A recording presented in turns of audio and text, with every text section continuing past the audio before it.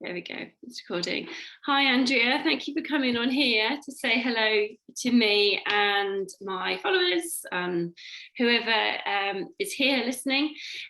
So I met Andrea a few weeks ago now, wasn't it, at the Cheltenham Women's Wellbeing Circle at Bloom Studio, run by Chantal, which was a lovely evening, wasn't it? I didn't know what to expect, and it was so. That was your first time, yeah. It was really lovely. And then Chantal told me that she had a friend who was the menopause lady. So I went and jumped on you at the end of the session and said, can you come and talk with me about menopause? Because menopause is such a hot topic and everyone is going through it in different ways. And the more people we can have talking about it and have conversations about it is the better. So I know Andrea's about to introduce herself, but this is her book. She's written a book, which we can talk about today as well, can't we? Which is very inspirational, and I'm going to have in the gym to show to my clients when they come in, and I know they'll like it as well. So Andrea, do you want to introduce yourself, say a bit about you? Sure, my name's Andrea Marsh. I'm actually a shiatsu and Chinese medicine practitioner. That's my trade. But when 5-6 years ago, all my weird and wonderful symptoms turned out to be, as I thought at the time, menopause. Wasn't menopause, it's perimenopause. I thought, doesn't make sense. Chinese medicine, we look for patterns, and there was just no patterns with all the symptoms. So I set to with all my books and I worked out patterns, and then I trialed those patterns, and I went to talks on hormones, and then found out certain hormone combinations overlaid the patterns, and that actually there was a very different menopause from what turned out to be the perimenopause. And it all blossomed from there, really. So I've been fully immersed in this for about going on 6 years now. And happy to say at 50, I have no symptoms, whereas at 44, 45, I was virtually on my knees. So it's totally doable. So I'm a natural approach to having a very healthy menopause. That's brilliant. Well, I'm 44 now. I'm not quite there yet, but well, it'll be starting. And the more you do now, because funny enough, my biggest number of phone calls is from fitness instructors. Why's that? Exhaustion. Oh, yeah. So don't let that be yours. Anyone who knows me will be like, oh yes. Start with the supplements so that doesn't happen to you. I think I might learn a bit more through this conversation. So I have got some questions for you. Yeah. Okay, so if I start with, so is there a difference between the menopause and the perimenopause with hormones and symptoms? Yeah, well, this was, as I was alluding to, what I found out, because the very first thing I did when I found out, I was menopausal, I went and bought a menopause supplement. And after never having had a hot flash within 3 days, I was having hot flushes. So that didn't make sense. So the menopause, which traditionally happens to Western white women roughly around about the age of 51, is the more traditional symptoms that you know about, the hot flushes. Night sweat's actually something entirely different, but you can hot flush through the night. And, you know, women are irritable and tetchy and just feeling hot and sweaty all the time. That is more the traditional menopause. But the perimenopause, which can happen for, you know, up to 10 years before the menopause, but let's say very distinctly for 5 years, is a completely different set of symptoms. And it's a set of symptoms you can't necessarily put your finger on. But I say to women, if you look back and compare yourself to the woman 3 years ago, are you different? And they'll go, so yes. And it will be. Fatigue is one of the earliest symptoms, and then a lot of things stem from fatigue.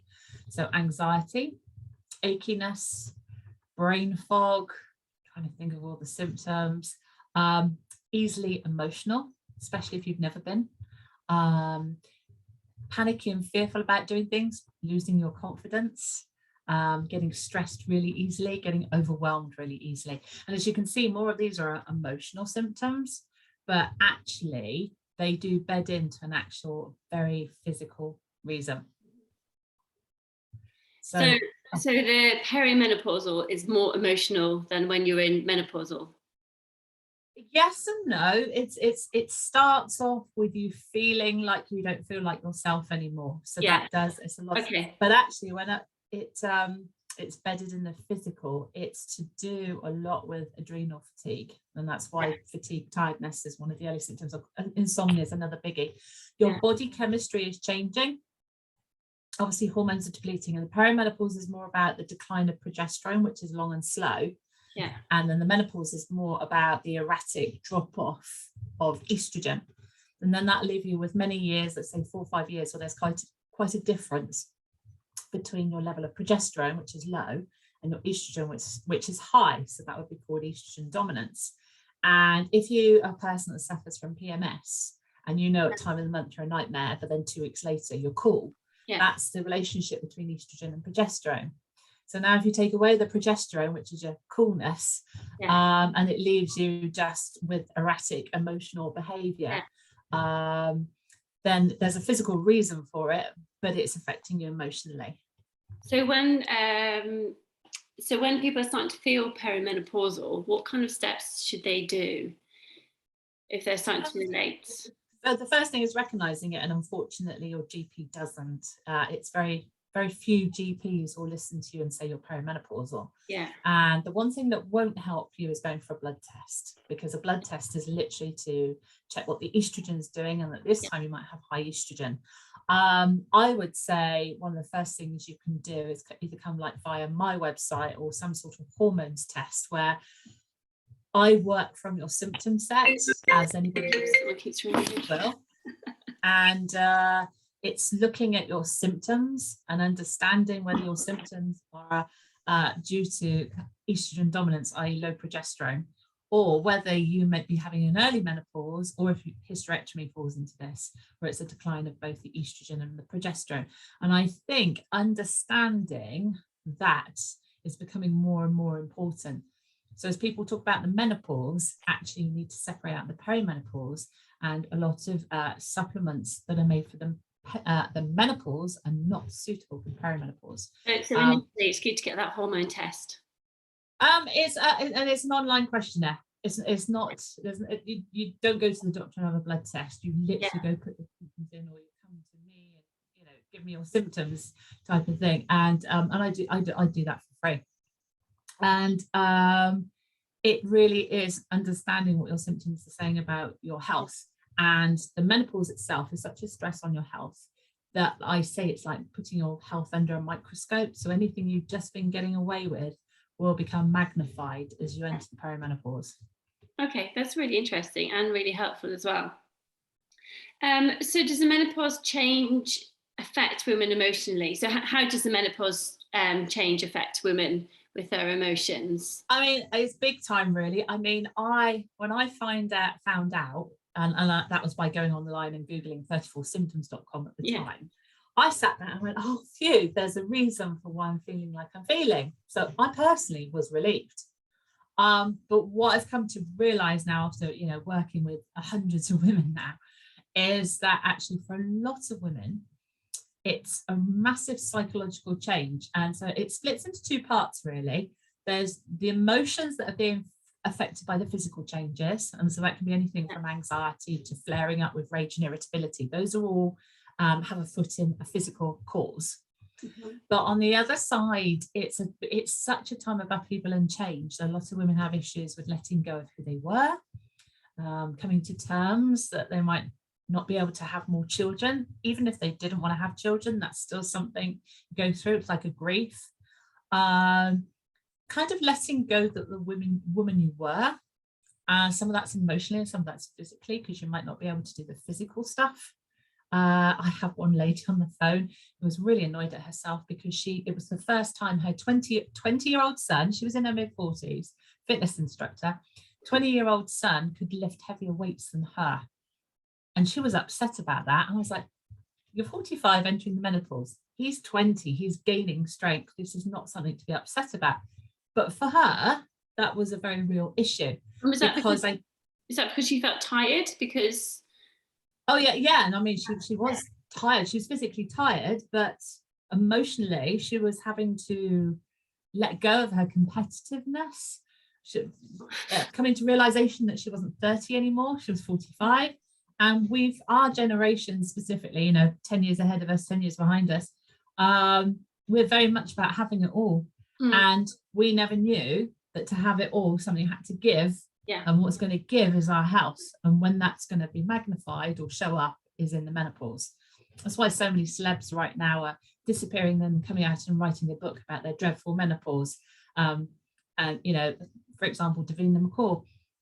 And so, yeah, it can really, really hit women emotionally. And that's something you've got to go through, kind of like a grieving process. And learning how to deal with that as well. And yeah. I mean, even now, I was talking about it with a friend this morning, actually saying how we just can't do everything that we want to do. Because it just you just start to break a little bit. So in your book, you talk about the 5 health imbalances. How does that affect the severity of someone's menopause transition? Yeah, so the 5 health imbalances, again, it comes back to what you were just getting away with. So if you're a person like, for example, my next door neighbor is a homemaker and a vegan. So she has a certain lifestyle and she's a vegan. And what that means is she never eats processed foods. And so she's right now having a great menopause in that she's not even noticing that she's having it. So now, where I was 5-6 years ago, I just left my really stressful job in computer software, project management, go lives, you know, basically horrendous hours, horrendous stress. And living with that kind of stress, not taking care of myself, though I thought I was because I was receiving my shiatsu, but that wasn't enough. And eating convenience foods because of working horrendous hours and not getting enough sleep, and then going out and hammering the tennis court at weekends, and then Sunday feeling like I was dying, and then starting all over again on a Monday. So the 5 health imbalances really are not all women have all of them, and therefore this does affect the severity of your menopause. So the very first one is a lack of nutrients, and that lack of nutrients can be exacerbated by the amount of stress in your life. So there's a whole big correlation there.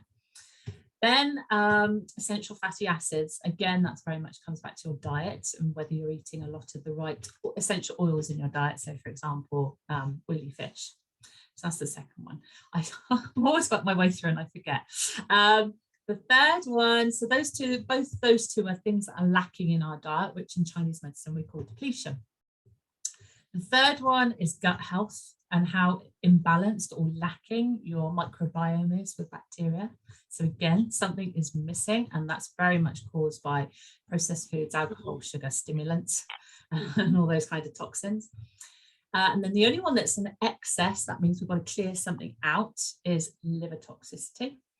And that can be contributing to night sweats, migraines, mood swings, irritability, lack of motivation, sluggishness. So much comes back to the liver, but clean up the liver and you really start to see changes. Western medication also gives livers a real knock as well. And then the final one, the biggie, and this is the one that can get a woman at 35 or can get a woman at 59, because it's not actually menopausal, it's just made worse by the menopause, as actually all the others are, is adrenal fatigue. And this is the area that you and anybody doing exercise really does need to evolve during the menopause. And actually, we'll have to have a talk about Qigong afterwards, Kirsty. So adrenal fatigue is the adrenals are sat on the kidneys, very much linked to the hormones, the endocrine system, body. And kidney energy in Chinese medicine is your constitutional energy. So in simplest forms, you know that person that's always run around like Wonder Woman, and then you know that other person that's very measured, lives a quiet, balanced life, has to look after their energy. We all know people that fall into those two camps. That is constitutional energy. And both. Sorry? And both. So your constitutional energy takes a knock depending on the amount of stress you have in your life, how good your sleep is, how good your diet is, you name it, has an effect on your constitutional energy. And then the hormonal change is a stress in itself, and that knocks constitutional energy. And actually one of the big factors is having children later in life. That can be a real knock as well. So constitutional energy or adrenal fatigue is one of the toughest, longer, slower ones to turn around. So that one we're looking at years. whereas liver toxicity, we're only looking at weeks. So depending on your symptoms, what they link to in the body as to how quickly things can be turned around. So it's really linked to a lot of looking after yourself, isn't it? And Completely. yeah, like my business is called Infinite Balance. It's about the never-ending need for your balance of physical, emotional, nutritional well-being. So I run the Reset program, which started out because I was doing PT, people coming to me for exercise. I had a nutrition qualification, but I wasn't really able to use it. And then it started because people in lockdown had been at home and started eating more processed, or actually some more baked goods. So they're having higher fat, higher sugar in the diet. And so we just pulled it back. And it's very much, I try and encourage people to go plant-based to increase their protein. And so all you're saying, so I completely support everything you're saying within what I do. I agree with everything you're saying as well. And balance is where it's at. Yeah, and exercise. I'm very passionate about your daily movement. So trying to get people to work out what number of steps they have at the moment. So some people working from home might be at 2,000 steps because they're not aware, and it's to increase awareness and think, actually, on these said days, I know I can get 10,000 steps. And it starts to become a bit of a non-negotiable. But yeah, with exercise as well, I'm very passionate about resistance, so about using weights, but I'm not a big, heavy weights person. And actually, I have up to 20 kg in my gym, and my clients don't need any more than that because we work on movement and on dynamic movement a lot. And if anyone wants big, heavier weights, they can go elsewhere. And I will recommend places. Yeah, no, you're right. And actually, weights are good for osteoporosis. So you're doing all the right things for health after menopause as well. So, yeah, and it is about balance sums it up. Yeah, and when people are going through those phases, it is very much to try and encourage them to keep moving. But actually, sometimes you need more rest days. And you know, it's I've learned a lot about menopause from my clients, and it's been wonderful to see them go through it and being able to support them. But talking to, you know, to you, it helps me as a practitioner because we don't all know everything, and we can all support each other, which is just brilliant. In us little self-employed worlds, we come together as a unit, don't we? Which is just brilliant. Actually, I just mentioned Qigong a moment ago, which is the exercise that's linked to shiatsu and Chinese medicine, and it's really restorative. You know, you can do 3 minutes, 20 minutes, or 60 minutes. So I'd have a look and see what you think of that, because you can do a 3-minute to alleviate stress, or you can do a 20-minute to really get. It's standing on the spot stuff, but I tell you what, you can really get the heart going cardio wise, and it's a natural form of its own impact exercise as well. But it's purely restorative for that constitutional energy that I was talking about.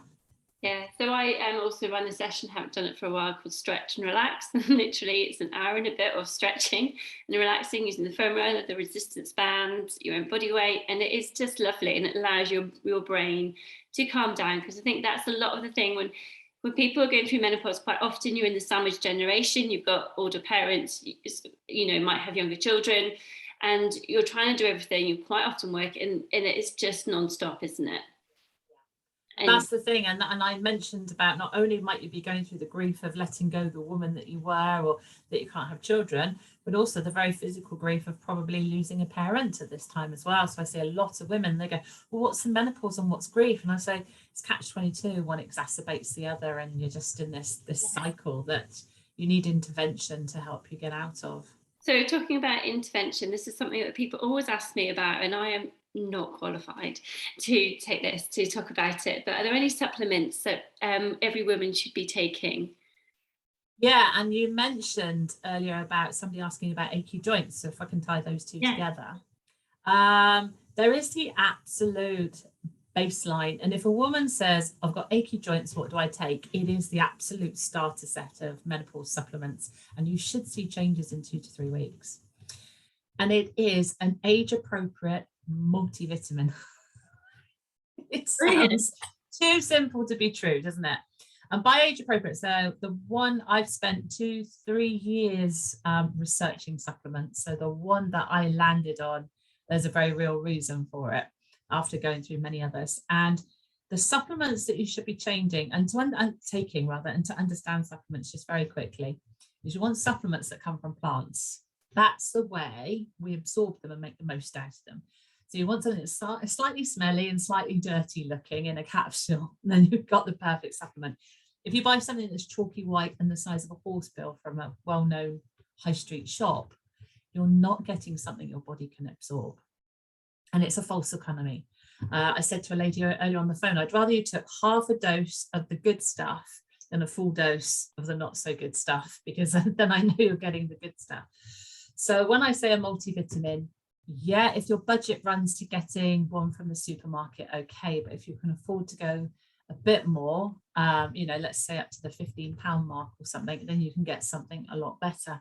So it's a woman's multivitamin, and this has the right percentages of trace minerals in. So a lot of women are B12 deficient, and it's got a really high dose of B12 in. So that's why it says it needs to be an appropriate one. But you never get enough magnesium in a multivitamin. So you always have to take additional magnesium, again, in a biofood form and not something that's been chipped out of a rock. Where would you get them from? Where would you get the multivitamin from? Well, the company that I use is called Cytoplan. And if you just message me, and I'm on Instagram as Cotswold Menopause, and ask for my supplement starter guide, that tells you how to take your supplements, which ones to get, and gives you a massive discount of 35% as well. Because I've affiliated to them because they are just so good, and that gives you a great discount. But it's knowing which things to take. So my supplement starter guide says you want to take this for this and this for this. So we've got multivitamin and magnesium, and then I always say vitamin D, because we don't get enough, and we've got to look after bone health and mental health, lung health.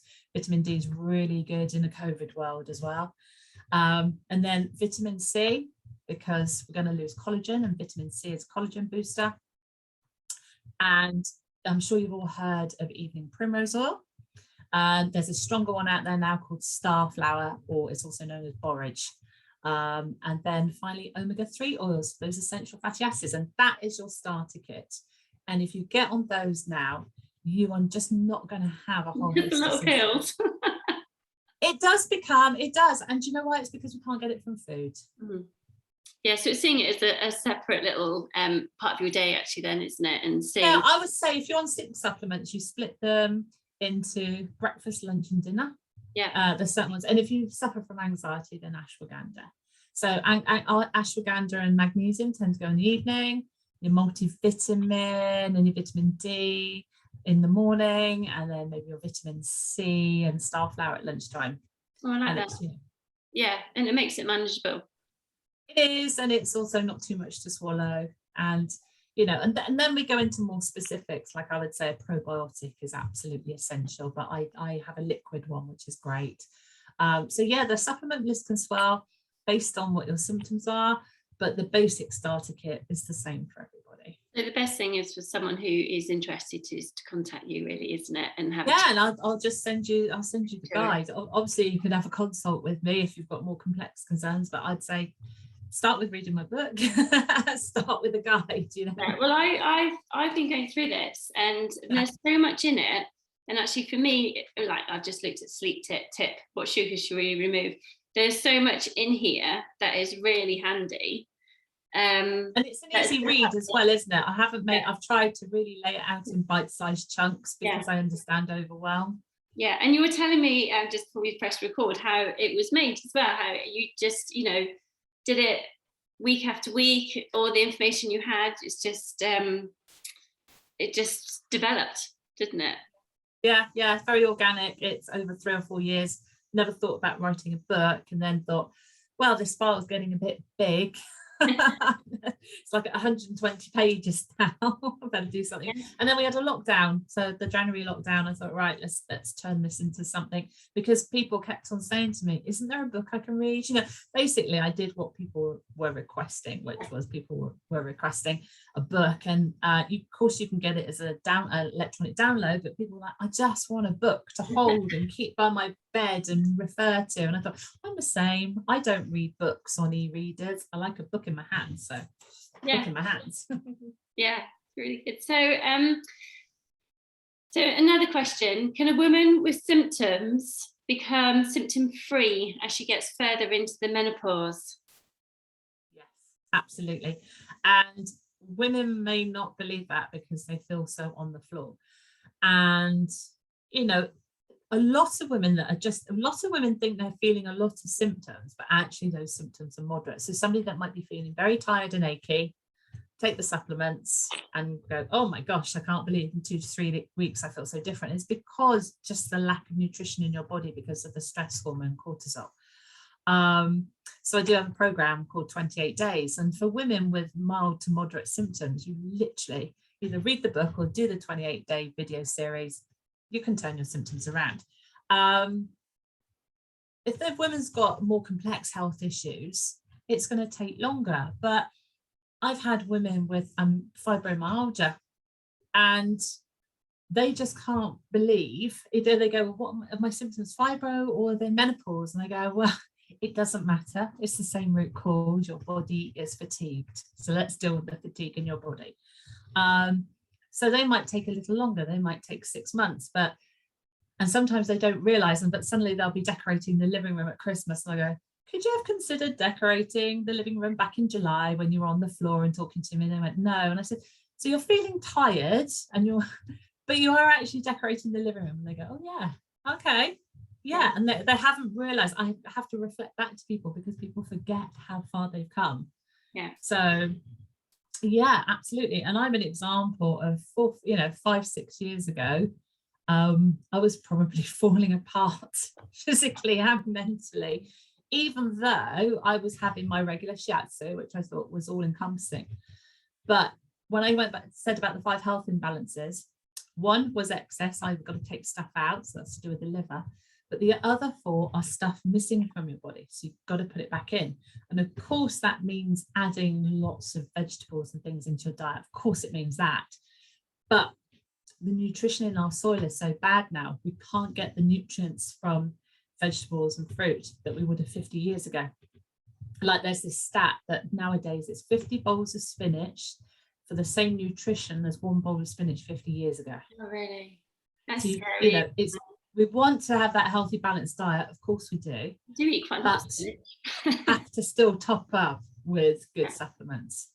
Yeah. And so, a lot of the time when I talk to people, we talk about diet, people quite often realize, I mean, I'm not anti-carbs at all, but people find that we're a bit of a carbohydrate generation, we're a pasta generation. So most nights a week, quite often, not for everybody, but it might be a bowl of pasta with a bit of cheese and ham.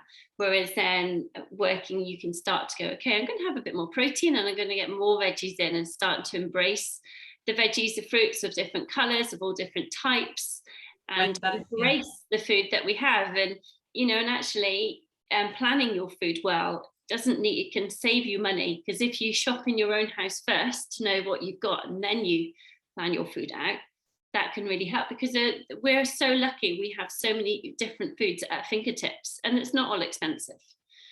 No, and that's the thing. We are, as you say, a carbohydrate generation. So the bowl of pasta, I was that way, getting home from a 15-hour day, having a bowl of pasta, with a tomato sauce on at 8 o'clock at night. Yeah. Now it's changing those things to be treats. If I was to have a bowl of pasta now, I would have my medley of veg. It might be roasted Mediterranean veg and a spotted chili oil and some crumbled feta. Like you say, a protein of your choice. That can be anything. Spinach, 50 bags of spinach. Yeah. And then if you really, really want that carb kick, which sometimes you do, I literally just do a handful of pasta sprinkled on. So it's gone from being a bowl of pasta with a piece of veg in it to a bowl of veg with a sprinkle of pasta. And so you can eat the same food. It's just changing the proportions a lot of the time. And what I helps with this as well, is getting different recipe books. A lot of people have got recipe books, or having a look. BBC Good Food is such an easy site to use, and to use lots of different examples. And I know it takes time, and that's the thing, people think they haven't got enough time. I don't do anything that takes longer than 20 minutes. But quite often we do have the time, we just need to prioritise that time. And I was chatting to another lady, Claire from Midlife Mentors, about menopause as well, and she was saying the 3 Ps about giving yourself the permission to do it, and then prioritising it and plan it in to make sure it's done, which is... I like that, permission. A lot of women need the permission. Yeah, and I didn't have the word permission, and now I keep using, you've got permission, give yourself the permission to do it. Yeah, it's like self-care. I'm really focusing on self-care for the back end of December for my ladies, and it is talking to it, permission to say no, Yeah, permission to hibernate. They say, I just want to hibernate, and I said, we'll do it. Obviously we've got to go to work, etc., etc., but plan in a lazy Saturday or Sunday, just have a walk, take your dog out for a walk, and then come home and relax and recharge. There's a great phrase, recharge yourself as much as your phone.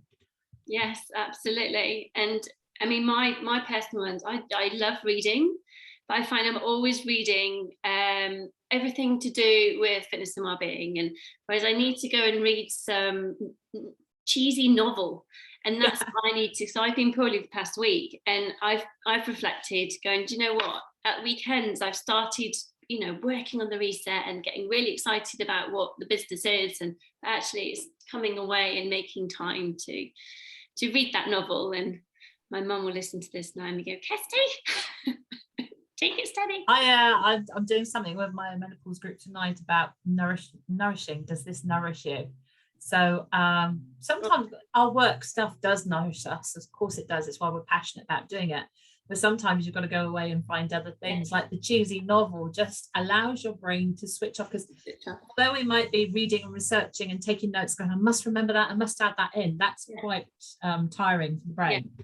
But I'm reading something like a historical thing about herbalist at the moment, like you say, it's a bit of a Cinderella story, and it is just a complete switch off. It doesn't matter if I remember a word of it when I put it down, but I'm thoroughly enjoying it when I sit down and read it. So I'm gonna do it. I'm gonna make sure I do it. I put it on Instagram or something to make myself accountable.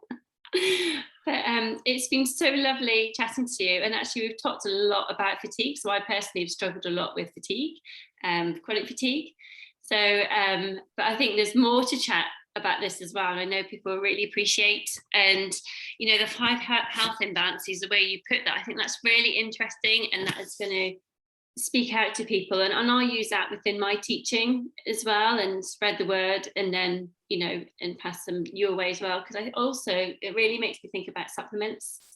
And I never used to take a single supplement, didn't see the point of them, and I had to show you myself over the head and think a different way.